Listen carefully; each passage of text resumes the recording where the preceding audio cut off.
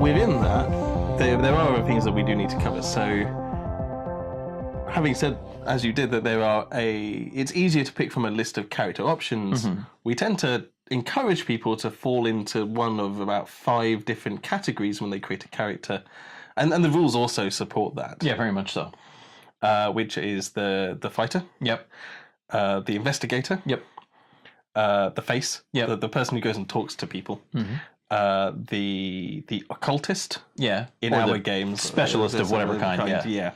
And then the weirdo is the other one who can be a jack of all trades, or or like just kind of like an unusual set of problem solving skills. So, for example, in Vampire the Requiem, animalism is a weirdo tool set. Like, it allows you to do all kinds of strange things, but doesn't necessarily fit into any. I mean, it's a little bit good at investigation, it's a little bit good at social stuff, but it's just kind of, it's odd. It doesn't quite fit neatly. But there are clearly rules for it.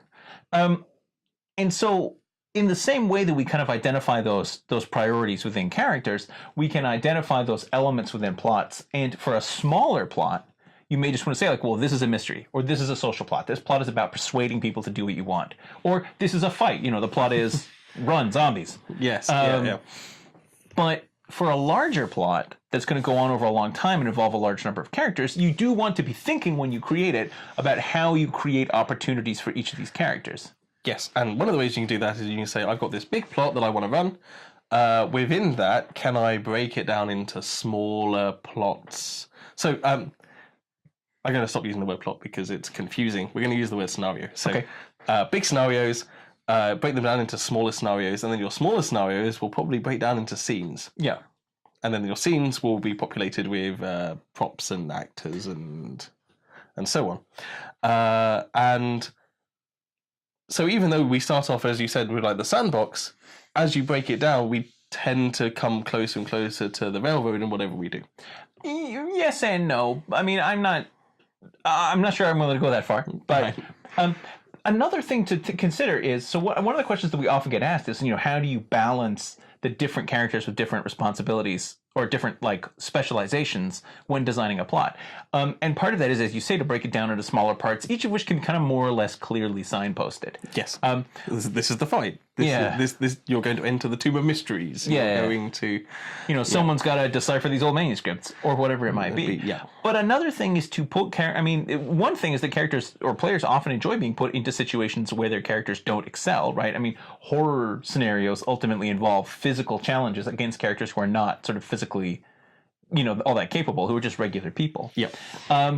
Or to pitch the conflict at the plot, in terms of decisions that characters make that are universal to characters no matter what their specializations are. So, for example, ultimately this is a question about right and wrong, rather than, do we get the blue jewel or not? But once we've got the blue jewel, what do we do with it? And everybody can have an opinion on that question, whether they are a gemologist or not. I think that there's one exception to it, and it's very particular to Parlour LARP, where we are using tabletop mechanics. Right. Which is that you typically cannot blend combat with anything else. Not really. No. It's not without significant sort of preparation intended to give those characters roles. Just unfortunately, because of the way that the round-based structure of combat desynchronizes it from other parts of the game. Yeah. Which we talked about a little bit in our video about running combat effectively. And I'm sure we'll come back to this at some later date as well. Right. It is something that you need to think about, especially if you're running big events where there's lots of groups doing things simultaneously. So, but whether you're creating a scenario or a plot that has, a sequence of scenes leading up to a climax, or one that is merely just like, well, I say merely, one that is a situation full of elements and characters, they still have certain things in common when you're creating them. And particularly when you're writing them up to present to another person to run. Yes. Because if you're lucky enough to have an ALST locally, so an assistant storyteller, or if you're at a big game where you'll be running a game as part of a team. So at some point, you're going to have to write it down and give it to other people as a document. Right. Which, I mean, if you've ever tried to do that, or if you've ever done anything, whether that's sort of in game design or in work or whatever, there's a huge difference between doing something yourself and writing a document that teaches someone else how to do it. Yeah. If so, like in your Requiem game, you've got 30 or 40 NPCs, and you've got them all in your head. Yeah, I have a sense of who they are. Yeah, so that makes it easier for you to create this living world in which we all live in. But if you had to take that to have 4 or 5 people doing it, you would need to start thinking about casting and. Well, I do have an assistant. You do have it, yes. Yeah. And how is he? Yeah, it's going good so far. But the important thing is there's a key principle here, which is that all of that stuff that's in my head, it's not real, right? So if it so happens that the other person running the game makes a decision about what a character would do, we go with that decision. Yes. We're willing to accommodate the plot to play and not the other way around. And that's kind of like storyteller agency, is you have to let the storytellers have agency as well. Well, ultimately, you shouldn't be writing a plot to give it to someone to run if you don't trust their judgment. Absolutely. But you wind up kind of basically, you define the kind of parameters of the plot. So, the environment, whether that's the physical or the social environment, the background that has led up to this, the other characters involved in the plot, their motivations and abilities. Any extra rules that they will need to know. Right, yeah, that's actually really important.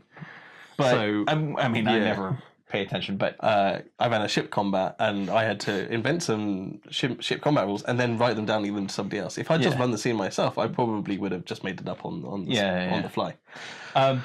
And you sometimes do want to script scenes, not script them all the way through, but to establish certain scenes that are unavoidable. And this is particularly the case for introductory scenes. Yes, absolutely. So when an important NPC turns up for the first time, or what have you, or the characters arrive at a new location for the first time. Yeah. Even if you're running a pretty pure sandbox plot, you really kind of want to have something that is, the parameters, the outlines of the thing, and you kind of want to let the players know sort of what the boundaries are as well. It also helps to establish theme and mood for a plot, right? Yes. So you want to create the plot's feel. A really good way to do that is to have some obvious thing connected to them happen in the first scene. So go loud really quickly. Yeah. Just like with NPCs. Right. And once you've done that, you can quiet down. But once you have established what the kind of mood of this plot is like. So, if it's going to be a war story, start out with a brutal battle. If it's going to be, a backstabbing political thing, start out with the smoke-filled room full of conspirators, Just some scene doesn't even have to have any, content that advances the plot necessarily, other than to introduce, not even just the characters, but introduce the theme and mood. And it gets the player characters into the groove of the story. Now, this does have one problem when you're running it at events, which is there's always one guy who times in 20 minutes late and misses it. Well, as an ST, if I can, I catch that player and try to bring them up to speed, but it's never quite the same. Yeah, and again, I guess that what this comes down to is the important principle in writing plots, as in everything else, that it's never going to be perfect. Nope, no plan survives contact with the enemy, and while the player characters are not the enemy, it can often feel like their intention is to destroy your plot documents. But they cannot destroy your plot. That's the important thing. Right. They can only destroy your plot documents. Because they're participating in the plot. Yes, they are the plot. Yeah, so it's going to go to places that you didn't anticipate, but feature not a bug. Yeah, don't get annoyed by it. Try and embrace it. Yes, but, and no, and. Yeah, and some people will feel like, oh, I don't feel like I have the skills to do that kind of improvisation, but it's just something that, it's never perfect. It's certainly not going to be perfect the first time you do it, but that's okay. As long as you're responding and thinking about what the players are going to have fun with. Give it a try. Make sure it's fun. Be okay with it's not that great the first few times you do it, because you'll build up the experience. You can't do it better until you've got that experience.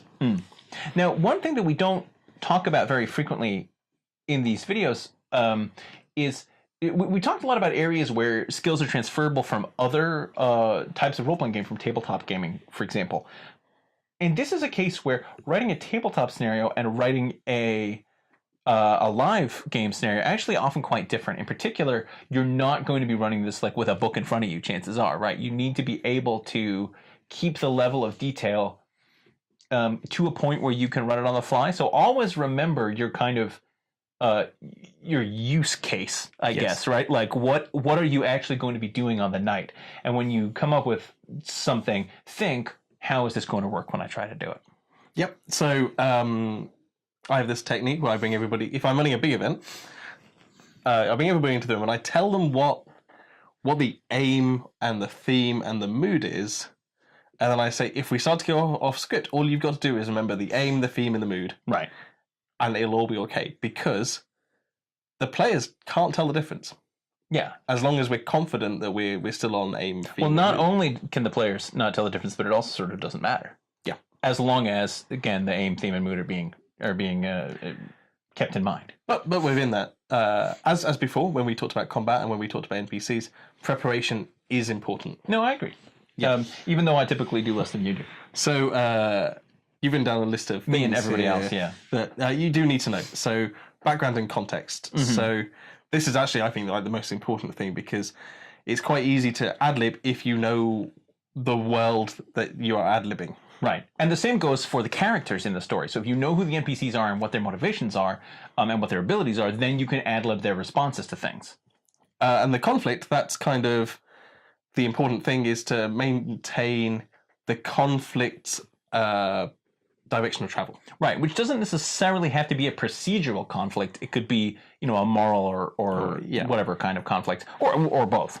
So, like establishing that say you're in like a war scenario, and you're establishing that the allies and contacts of the people in the room are no longer available to them because outside agents are preventing it. That's all that the people need to know to run that scenario, because when somebody comes to them and says, I want to go talk to my driver, you make up a story about why their driver is not available to them. Yeah.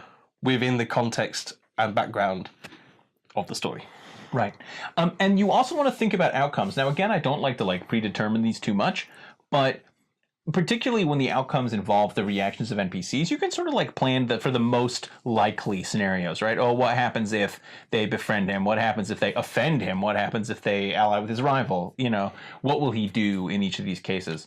So you want to think about the possible outcomes and see where, the characters are sort of steering toward. But if they followed our NPC, and when we talk about antagonists, like what their stakes are, what their goals are, and what their what information they're meant to be bringing into the game, then that should all just flow out naturally anyway. Yeah, absolutely. And I guess just the last thing to include in any written out plot kit is particular mechanical stuff that people might need to know. Again, this is kind of just there to give confidence, particularly if you're dealing with, if you're writing for someone who's their first big event game, they may feel like they don't have complete confidence in their ability to deal with the mechanics, and they may not yet have learned the important lesson that it kind of doesn't matter all that much. And try and keep this information, one bit of information to a sheet of paper, because there's nothing worse than trying to read through a big block of text in a paragraph, trying to find that one little detail. Yeah. When if it was on a separate sheet of paper, then even though you're now got a big wad of paper, you can. I never want to know how many languages these combat opponents speak. No, right, but yeah. Okay, so these are kinds of the key points that you're going to include when you're writing a plot, either for yourself or for someone else. Just the sort of level of how explicit you are when you write it down is the difference. And this is not our final word on plot by any stretch of the imagination. Goodness no, we're going to come back and look at specific aspects of what we've been talking about. But hopefully this has been kind of a useful overview and introduction to creating plots specifically for Parlour LARP games. Next time we're going to be talking about one of the elements of those plots, and those are antagonists. I'm looking forward to that one. So please join us then, and until then, thanks for watching. Thanks.